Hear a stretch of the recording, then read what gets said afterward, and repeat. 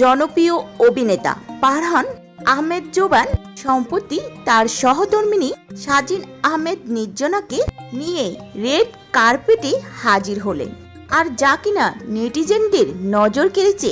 এই দম্পতিকে রাজধানী একটি জমকালো পুরস্কার বিতরণী অনুষ্ঠানে একসাথে দেখা যায়, যা সামাজিক যোগাযোগ মাধ্যমে মুহূর্তের মধ্যে ভাইরাল হয়ে পড়ে।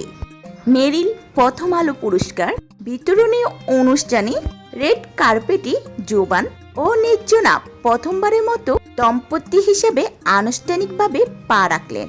জানা যায়, এই অনুষ্ঠানে জোবান তার অভিনীত তোমাদের গল্প নাটকের জন্য সেরা অভিনেতার পুরস্কার অর্জন করেছে।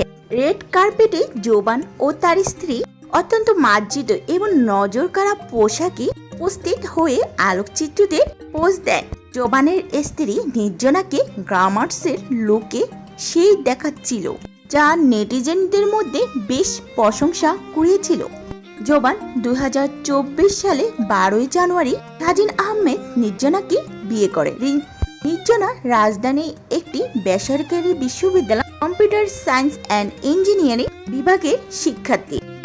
জোবান ও তার স্ত্রী নির্জনার এই রেড কার্পেট ভিডিওটি দেখে আপনার কেমন লাগলো? অবশ্যই ভিডিওটির নিচে কমেন্ট করে জানাতে ভুলবেন না।